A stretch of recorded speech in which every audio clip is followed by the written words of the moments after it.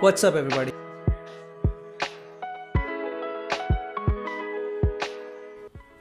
Hey everybody, मैं हूं आपका होस्ट मानिक और वापस आया एक ब्रांड न्यू वीडियो के साथ इस चैनल पर और इस डिवाइस के साथ जो कि है मेरा पर्सनल फेवरेट वन प्लस की तरफ से, क्योंकि इनका फर्स्ट अटैम्प्ट था इस मिड रेंज सेगमेंट में बैक इन 2020 एंड इस डिवाइस के साथ इन्होंने काफ़ी सारी चीज़ें सही करी थी। तो आप डिवाइस तो समझ ही गए होंगे जो कि है वन प्लस नॉट एंड मैं इसको ऑलमोस्ट 3 साल यूज़ करने के बाद अपना एक्सपीरियंस इसके साथ अब शेयर करने वाला। तो क्या आपको इस डिवाइस को अभी भी रखना चाहिए 2023 में, या फिर आपको इसको अब सेल कर देना चाहिए एक बेटर ऑप्शन के लिए, जैसे कि नथिंग फ़ोन 2, नॉट 2 या फिर वन प्लस 11R के लिए, क्योंकि ये डिवाइस अब एंड ऑफ लाइफ में पहुंच चुका है वन प्लस के लिए। इसका मतलब है कि कोई भी इसको अपडेट्स या सिक्योरिटी पैचेस नहीं मिलेंगे। तो चलिए अब इसको जल्दी से कंपेयर करते हैं एक मिड रेंजर के साथ 2023 में और एक फ्लैगशिप के साथ भी, ताकि आपको एक आंसर समझ में आए और आपको इसको अपग्रेड करना चाहिए या नहीं। तो इस वीडियो में मैं कुछ मेजर चीज़ें कवर करना चाहूँगा। सबसे पहले तो बिल्ड क्वालिटी और hardware, second software and updates, third इसका camera, fourth performance and battery and lastly क्या आपको इसको अपग्रेड करना चाहिए या नहीं। सबसे पहले तो बिल्ड क्वालिटी की अगर मैं बात करूँ तो मेरा डिवाइस जो था यहाँ पर एक केस के साथ ही यूज़ करा था मैंने, और जो कि नॉर्म है मेरे सभी डिवाइसेस के लिए। ये अभी भी न्यू ही लगता है इतने टाइम के बाद, और साथ ही जो इसका डिज़ाइन है वो मुझे OG वन प्लस डेज की याद दिलाता है। यहाँ पर मुझे ग्रीन लाइन तो देखने को नहीं मिली जैसे कि मुझे वन प्लस 8T के साथ देखने को मिली थी, may it rest in peace. But yes, इस फ़ोन में बेसिक्स इसके काफ़ी सारे राइट थे। यहाँ पर आपको 30 वॉट की फास्ट चार्जिंग भी मिलती है, जो कि फास्टर है मेरे S23 से, और कंपेरेबल है 33 वॉट की जो कि नथिंग फ़ोन 1 में आपको देखने को मिलती है। एंड यहाँ पर आपको सभी पॉसिबल कैमरा सेंसर्स देखने को मिल जाएंगे, क्योंकि ब्रांड्स को तब शो ऑफ करने का बहुत शौक था। तो यहाँ पर ये सारी यूजेबल तो नहीं है, बट हाँ आपको सारे सेंसर्स मिलेंगे ज़रूर। जो 90 हर्ट्ज़ का डिस्प्ले है वो भी उतना जिटरी फील तो नहीं होता डे टू डे टास्क में, लेकिन डेफिनेटली 120 हर्ट्ज़ से तो थोड़ा कम ही स्मूथ फील होगा।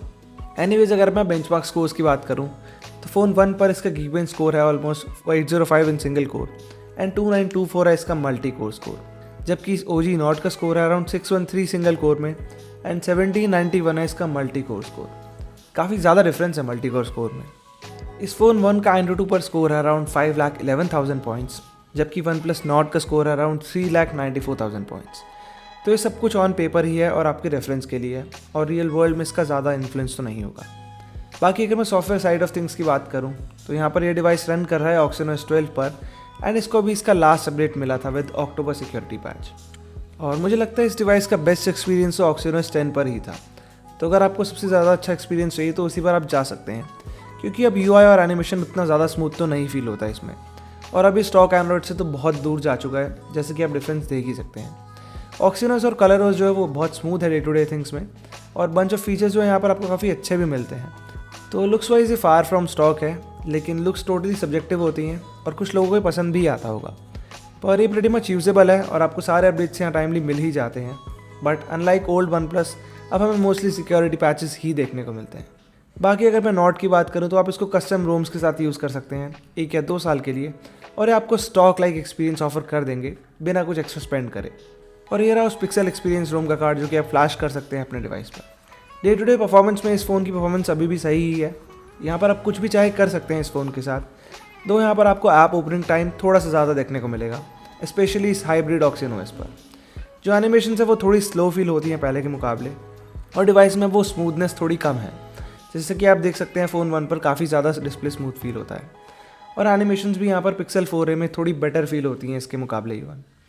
तो अगर आप इसको स्टिल यूज़ करना चाहते हैं लाइट टू मीडियम टास्क के लिए और थोड़ी सी गेमिंग के लिए, तो यहाँ ये आपके लिए बिल्कुल होल्ड अप कर जाएगा। और बाकी इसमें एक ही हमें 5G बैंड देखने को मिलता है, जो कि जियो और बाकी ऑपरेटर्स के साथ सही से वर्क करता है, पर यहाँ पर एकदम आप ग्रेट कवरेज तो एक्सपेक्ट मत करिएगा। और जो बैटरी लाइफ है वो भी थोड़ा यहाँ पर हिट करेगी, अराउंड 6 आवर्स के आसपास ही मिलेगी आपको 4G पर। ये अभी भी BGMI रन कर सकता है स्मूथ एक्सट्रीम सेटिंग्स पर आपका एक्सपीरियंस यहाँ पर उतना अच्छा तो नहीं होगा, लेकिन आप इस गेम को आप आराम से 15 से 20 मिनट खेल सकते हैं एट मैक्सिमम। आप इस डिवाइस को यूज़ कर सकते हैं लाइट टू मॉडरेट यूजेज के लिए, नहीं तो आप स्विच कर सकते हैं नए डिवाइस पर। बाकी अगर मैं कैमरा की बात करूँ तो यहाँ पर काफ़ी सारे थे नॉट पर सिर्फ फोकस करते हैं प्राइमरी बैक और फ्रंट फेसिंग कैमरा पर। यहाँ पर जो बैक कैमरा था वो काफ़ी पुराना सेंसर हो चुका है। अब मैं झूठ तो नहीं बोलूँगा, लेकिन ये स्टॉक कैमरा अब उतना ज़्यादा अच्छे से कंपेयर तो नहीं करता न्यू डिवाइसेस से, जैसे कि फ़ोन 1 में, लेकिन जब लाइटिंग यहाँ पर राइट होती है तो एकदम डिसेंट इमेजेस से क्लिक कर सकता है। ये इंस्टा वर्दी तो हैं ही एटलीस्ट। बाकी जो कलर्स हैं यहाँ पर वो डे लाइट में तो ठीक ही हैं, और जो डिटेल्स हैं आप उतनी ज़्यादा एक्सपेक्ट नहीं कर सकते क्योंकि 3 साल में इतना कुछ बदल चुका है। यहाँ पर जो नाइट टाइम में इमेजेस हैं वो काफ़ी ज़्यादा ब्राइट है, लेकिन बहुत ग्रेनी भी हैं और ज़्यादा अच्छी इमेजेस यहाँ पर कैप्चर नहीं करेगा अभी। बाकी जो कैमरा है ओवरऑल वो डे लाइट शॉट्स के लिए एक्सेप्टेबल है। एंड साथ ही मैं रिकमेंड करूँगा एक Gcam मॉड को यूज़ करने के लिए, जो कि आपकी इमेजेस में काफ़ी इंप्रूवमेंट दे आएगा। और ये रहा उस वीडियो का कार्ड आपके लिए। बाकी जो फ्रंट फेसिंग कैमरा है वो भी यहाँ पर वीक ही है, और जो पोर्ट्रेट मोड है वो अच्छे से वर्क करता है अभी भी। जो इमेजेस है नथिंग पर वो भी ज़्यादा अच्छी नहीं आती हैं, तो आई थिंक आपको आइडिया हो ही जाएगा इससे। तो अगर आपको अपने चॉइस और यूज़ केस में से डिसाइड करना हो तो आई थिंक आपको अपना यूज़ केस दिमाग में रखना चाहिए। और अगर आप इस डिवाइस पर गेम्स नहीं खेलते हैं एंड सिर्फ इसको म्यूज़िक स्ट्रीमिंग, वीडियोस और थोड़े बहुत शॉट्स के लिए इसको यूज़ करते हैं डे लाइट में मोस्टली, तो ये डिवाइस अभी भी आपके लिए है। एंड आप अपने पैसे बचा के कुछ अच्छा TWS ईयरफोन्स खरीद सकते हैं, या फिर एक Galaxy Watch 4 या कुछ भी नई टेक्नोलॉजी जो कि आपको पसंद है और आप ख़रीदना चाहते हैं, क्योंकि एट दी एंड ये आपकी बेसिक जॉब तो करा ही देगा। बाकी अगर आप अपग्रेड करना चाहें नथिंग या पिक्सल डिवाइसेस पर, तो वो आप ज़रूर चेकआउट कर सकते हैं इन सेल डेज़ में। तो ये था मेरा पॉइंट ऑफ व्यू इस OG नोट पर 2023 में। और अगर आपको वीडियो पसंद आई हो तो उस लाइक और सब्सक्राइब बटन पर जल्दी से टैप